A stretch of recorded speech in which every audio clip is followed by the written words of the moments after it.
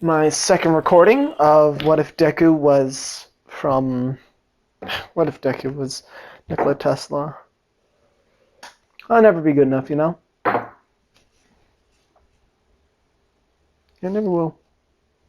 There's people out there that'll put way more work into their stuff than me.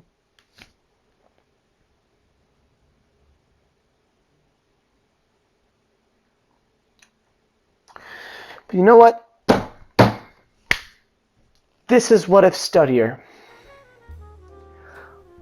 We finish what we start. We work our asses off until we get to the top. That's how we do it as TV heads. What is up, everybody? This is What If Studier. Today we are doing What If Deku was Nikola Tesla, Part 2. Without a doubt, my most favorite. Other than yet. Now, why I may be depressed, you're asking? Well, watching other what-ifers, after a while you start to realize that you don't do enough. Compared to them, you're nothing. Compared to anybody, really. Everybody seems to try harder, but just harder and better. You can't beat them. But you know what? I will do this all day until I film the perfect take. Now let's get back into it, shall we, ladies and gentlemen? Now, Deku, imagine for me a second, Deku being Nikola Tesla. In the classroom, he looks down at his notes, consistently writing down different shapes and geometrical circles of the different prototypes of the Tesla coil. Now, the Tesla coil, he's planning on building even more, bigger ones that'll touch the sky above. He's fascinated with this, constantly writing it down. Even in class, in his own class, he's looking down at his notes. The rest of the students tend to worry about him quite a bit. But Asui kind of takes intrigue into this, as she's very attentive and wants to learn all the time. She soon becomes his favorite student, as she seems to come after school and stuff to really get down what homework he had given her. As she seems to very much like, his company, which he does not get. He says, I don't know exactly why you come after school. You already have 100% grades and everything. What are you doing here anyways? 100? Well, it's just simply nice being here with you. I don't have much people to talk to at home. They're, not exactly open all the time, Ribbit. I see. That's tough. My people were quite hard on me as well. Really? Ribbit? Yes. Why I write down in this notebook, they all think it's a disease. At least they did before. Well, you know what? They're all dead now. What? Ribbit? Oh. Nothing like that. I assure you. I'm not a murderer. Oh, God. She's like, okay, I'm gonna leave now. He's like, fair enough. Whatever. Doesn't matter. I am a man that can go on. And he continues on his day. Continuing meeting all the rest of the teachers and ignoring Moon Knight. Midnight? Yeah, Midnight. Because she's constantly on his tail trying to, get with him, because freaking hell does he's the hot catch on the campus. Can you imagine that? Can you imagine Nikola Tesla in the modern day? Boy, that stash is going to get that bitch. Oh, it will keep that bitch. Okay? Pimp stash. That's what we call it. Now, the pimp stat got Midnight, right? Joke is next. he kind of have an hair going, but you know, he's always in his notebook. They're like, yo, and he's like, they're like, the heck is he doing? There's actual people here that want to talk to you. Come on. And he's like, the heck? What? Oh, whatever. Meet me in my lab if you want to talk. Not now. I have notes to make. They're like, you've been making notes all day. So yeah, he's kind of ignoring all the women. And Aizawa's like, you really should give them a chance, you know? Not all men have that type of, you know, options. So they're talking about this on the bus to the USJ as the months pass, and they've learned a lot about using your environment to your advantage, especially when it comes to generators and in thunderstorms, like spearing an opponent with a metal rod and making them be shocked by stuff in the environment and pushing them into water. Basically, different exercises that seemed really gruesome, but freaking Nikola was like, very good, very good. And they're like, that seems pretty gruesome. So they go to the USJ, and he walks out, being like, hello, students. And they're like, what is he still doing here? As you know, this is your test. Well, most likely just your new practicing grounds. Now you'll be going through different scenarios through here, and be defeating a boss, a villain, most likely. And who will that be? Bakugo rudely interrupts. Nikola saying, why, it'd be me. Don't worry, hold your questions. I know you all think I'm not fit for that, as I am the science teacher, I understand. But I be warned, there is water around after all. You might get shocked. As the rest of them are like, oh my god, we have to fight him? Oh fucking hell, we didn't even know he was... Wait, you're a hero? Bakugo calls out. Deku's like, hell yeah, he is! Turn 21! Oh, sorry. Nerding out.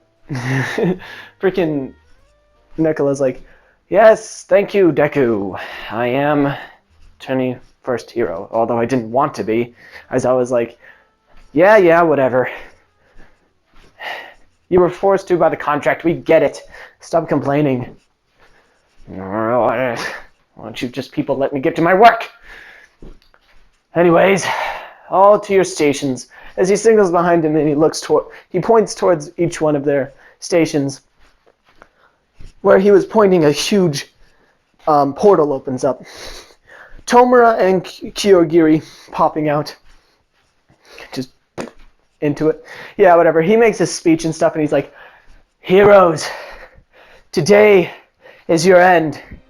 And with it, the beginning of the age of villains. As frickin' he just goes tumbling down into the dust behind him. Almost off the cliff, but Kyogiri saves him. And frickin' he looks up to see frickin' Nikola with a frickin' crossbow in his hand, readying up another iron bar into his crossbow. As he's like, you villains talk too much nowadays. Flipping it back into his shoulder. He loads it up with another iron bar, shooting it towards Kyogiri, missing him, but then he quickly reloads, shooting another, spearing him in the leg. As Aizawa was mad dashing his way down, Kyogiri mistakenly summons everybody to him, making the men take all of the fall. He starts freaking out, shooting portals everywhere, making everybody confused in the battlefield. As people were randomly being transported into different situations, different people, they tended to almost die instantaneously sometimes, as portals would open up between people, cutting them in half. Mostly just the guys though, but it almost got frickin' Nikola, but you know, he's the main character, so shut up. Now frickin' so Aizawa kind of takes care of business with Tomura, and then Kyogiri finally gets to stand alone against freaking Nikola. As he's out of iron bars after he shot a lot of the guys. He's like, you're nothing. You don't have any quirk. What are you doing here? You're only the 23rd, 21st hero. You won't stand a chance in front of all of them. Just wait until I summon the rest of them. You won't stand a chance. Yeah, whatever. Doesn't matter to me. As long as I get to kill somebody. Whoever touched my baby. Baby? Don't you want to see them? Get this iron pole out of me first and then we'll talk. Fine. I'll have a little bit of a shock therapy session before. Igor, this freaking hunchback dude comes out of the ground, just. Yes, master. Picks up he's like, controller, please. He gives him the controller, and Kyoryu's like, you think I'm just gonna stand here and watch you do it? As he tries to portal freaking Deku over the edge of the cliff.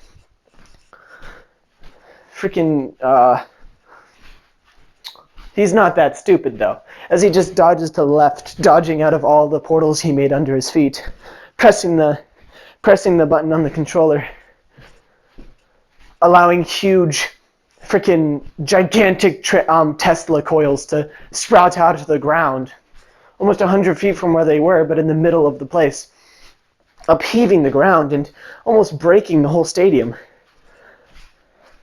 as they tower over everybody else.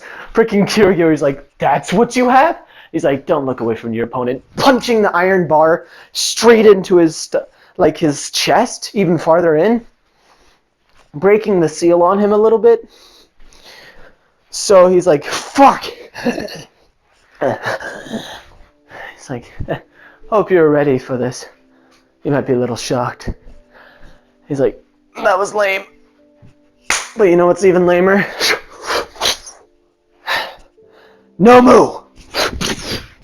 As he summons the Nomu, finally, he's like, another test doll. That's fine with me. They're all ready and charged up.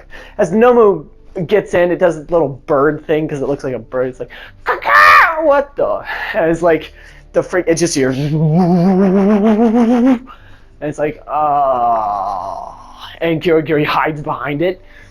As it just gets zapped so hard, Kyoryuri leaves the iron bar inside of it. And it just falls lifeless as electricity leaves its eyes finally into the ground. And it falls to the ground, lifeless. And the towers kind of like start to combust a little bit, like just start to tilt. He's like, shit. I'll have to fix that. As he's like, you're insane. He's like, I'm the hero, remember? Kyoryu's like, alright. All you care about is your toys here. How about one of your students? As he portals frickin' Froppy to him. Whatever her name was. She's like, no! So he holds her tight and holds up the metal rod that he had taken out of him to her throat as he says, one more step. And this little froggy is going to be my dinner. No, he says, you got me. It's fine. Really. As he kicks out the leg of one of his Tesla coils. It falls down, smashing down onto frickin' Kyoryuri, but harming Froppy in the process. As he stands over Kyoryuri, Deku grabs, Froppy running out, getting into the car and stuff. And Aizawa has defeated most of the small villains now. I mean, all of them, basically, now. And then Tomura's kind of fighting him now, not doing very good at all, getting his ass shit kicked in. And All Might crashes down. He's like, I am here, and he's like, oh really? Wow, great. I literally have my foot on his chest, and now you're gonna take all the credit. Great. Fucking Thomas Edison asshole. He's kind of looking away. Kurogiri puts his hand on the ground, portaling Tomura and him away. Deku saying, no! I had him! God damn it, All Might! Ugh. That motherfucker comes back and hurts my technologies. He'll get it. Although his test subjects are real nice for testing out my materials. Damn it. As freaking Aizawa's like, you idiot! Help your students! He's like, what? Froppy, she's hurt. She needs meds. Where's the kissing lady? Like, you know, the grandma. Basically just the grandma. The kissing lady, okay? I can't remember her name. Don't fault me for this, okay? Fucking med lady. The metal lady, okay? And he's like, no, it's fine. As he creates a pen out of his finger. Take it off. And that's his quirk. He can, like, make metal stuff out of him.